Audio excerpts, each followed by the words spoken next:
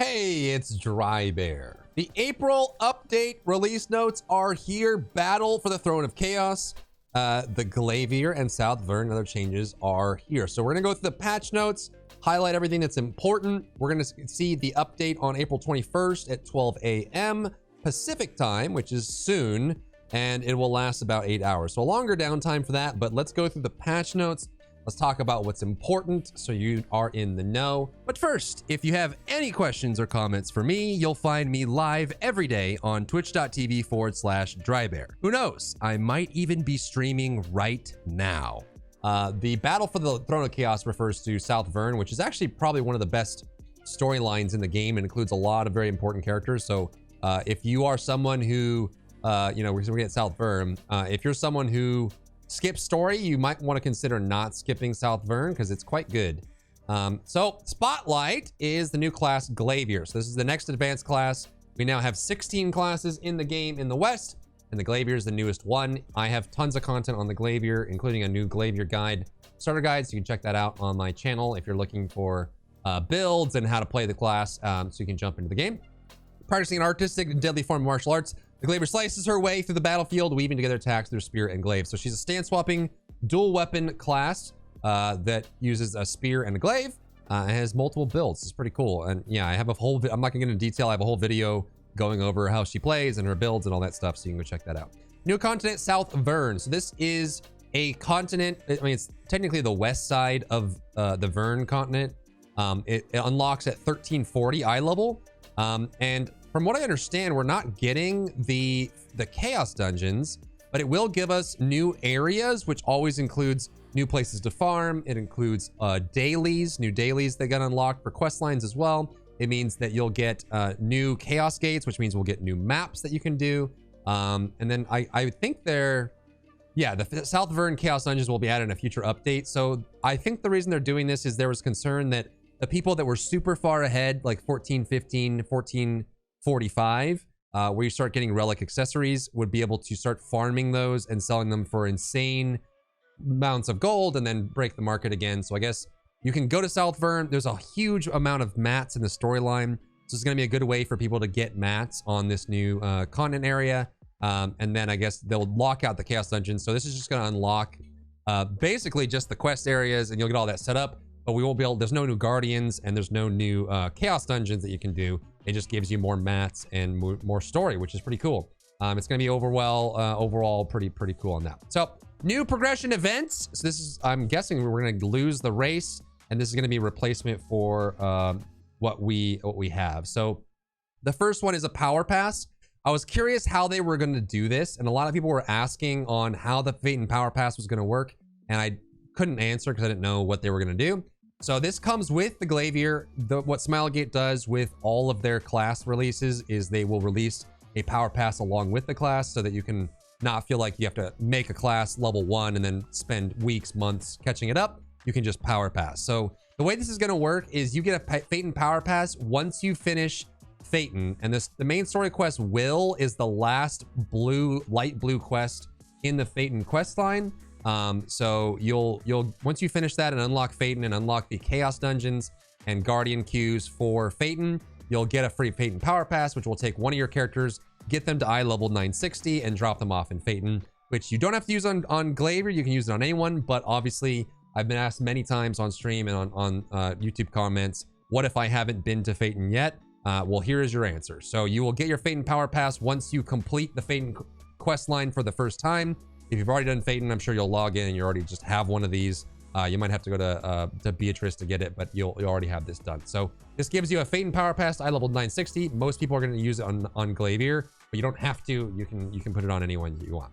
This is going to be our event that replaces the racing event that we have in the game. So there's going to be this going on. This one isn't really going to be a cutting edge content event. So what this is if you have any characters that are under item level 1000, which is like just arrived in Phaeton or the first half of tier 2 or tier 1, it means that you'll be able to do this. So this is going to be a catch-up mechanic event, which means that it's kind of sad if you're looking for progression for your tier 3 characters, but it means that they are kind of focusing on, I believe you can say it in here, they want people to catch up to their friends while learning tier 1 and tier 2. So if you have alts that are in tier 1, you'll be able to get item level 302 gear, putting you in tier 1. You'll be able to do missions, and I'm sure this is going to teach you about mechanics in tier 1 and tier 2, North Vern, Rowendell, Yorn, and Phaeton, and you'll get a bunch of materials and stuff. So this basically is just going to catch up tier 1 and early tier 2 characters. So if you have alts or you want to level a new class, is a great time to do it, but this isn't going to be for your tier 3 characters. It's going to just help you catch up with those. So store updates. There's some cool stuff in here.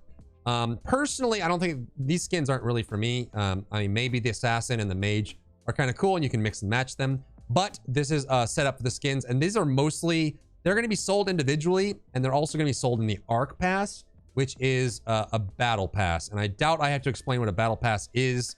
It's something that has worked its way into every game. Now, as an ex-developer, I can tell you battle passes work awesome because they combine the ability to encourage players to play. So there's going to be a free battle pass, a free Ark Pass. This free Ark Pass you'll get for just playing, logging in, doing those things. You'll get honing materials, you get pirate coins and a mount. And then in addition, there's going to be 2 premium versions of the battle pass, the Ark Pass, that you can unlock. The premium and super premium. And these include things like a Virtus pet. This pet's super cool. The Virtus pet's awesome. I think it looks really good. It's one of my favorite pets in the game, and I'm excited that it's finally coming to the West as early as it is. But it's also, the super premium is going to include the Noble Banquet skin collection, which you see viewed up here. So if you like this kind of stuff, this kind of like, you know, slice of life, realistic skin setup, this is going to be what you'll see in game. They are going to make it available in the store as well. So you can, I don't think that's listed here. But the Noble Banquet skin has been added to the in-game store. So you can buy these individually if you want. You'll also be able to unlock them with the Ark Pass by playing through that. And then I'll probably do, if there's interest, I can do a video reviewing the worth and value of the premium tracks and overall Ark Pass. How much you get, is it worth buying, that kind of thing. But I'll have to actually get in game and see what's in it before I can do an analysis on that.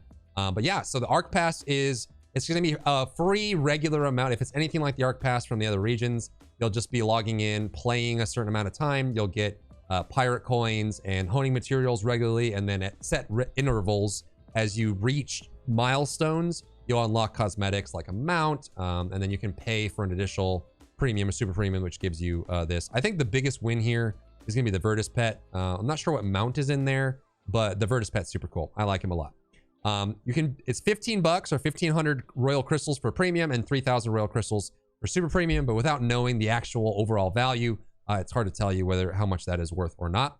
The Glaivier special package has been added, which includes the graceful monkey skin set, and I'm willing to bet that this is the anniversary skin for Glaivier in other regions, which I actually used as my thumbnail. This is the anniversary skin for Lancemaster. I'm guessing this is what they're going to use, because like realistically, we have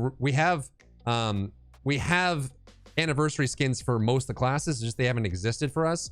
So when they did the anniversary founders pack skins for the other characters, obviously the ones that weren't released didn't have it. So I'm guessing that's what this is going to be.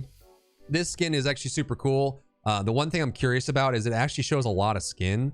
It has kind of the sides here showing, but I think on this skin, the whole back is open, like almost down to like the tailbone. There's just a ton of skin showing. So I don't know if they're going to cover that up. They mentioned they might be censoring. I don't know. But I'm curious. I mean, that will tell us how they're going to handle, you know, risque skins in the future. I hope they don't change it, but you know, it wouldn't be the end of the world for me if they did, but let me know what you guys think. If they end up changing this and covering a lot of skin that shows on this one, or not, or if you're going to pick it up. I think this is a cool skin for Glaivier. The weapon's cool. And I think it fits the class well as well. So we're going to get the Graceful Monkey skin set and a Noble Banquet skin collection added to the store. They're going to update the store to change some of the quantities for the Mari's Secret Shop. It doesn't say whether it's going to go up or down. I'm hoping that's up. Like they might just be balancing some of the skins or some of the Mari's packs that aren't as valuable, maybe, hopefully. I don't know. And a few new crystal bundles are available. This is good. Usually we get monthly or weekly crystal bundles that are super worth it, but you can only buy them once a month or once a week. Yeah, let's go to general updates. This is some good stuff in here, and that's kind of like the big content edition. Added a new login reward for 25-day track, which means you'll start getting new rewards for logging in every day, which is awesome. This is a huge feature. I know people in my stream that are just looking to like, they've been holding their maps waiting for this. So the way this works is all 4 members can submit a map to get rewards with 1 run. So there's a little UI you can use. Everyone submits a map, you do 1 map, and then you get done. You don't have to run around to 4 different zones doing 4 different maps. It just makes it so much nicer and so much faster. And then I think running around doing maps is one of my least favorite things to grind, which is pretty interesting, but this is pretty cool. Chat tab changes. This means that when you make a chat tab change in game, it'll be permanent for all your characters. You have to do it per character.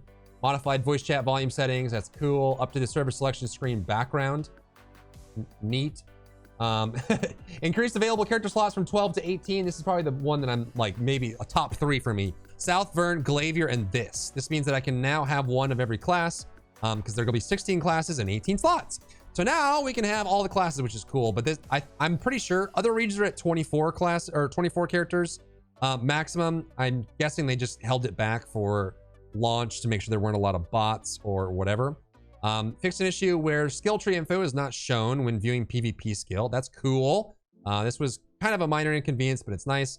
Book of Coordination improved settings. This means that you can set up tripods, level, skill runes, gems. It just makes the Book of Coordination, which is like your total build setup, a little bit more inclusive of other things. Whereas the first one we got in the West only had, it didn't have everything in it. Updated text to better detail certain welcome challenges. I guess some of them were kind of confusing. Rewards drop location for numerary hot springs. Nice.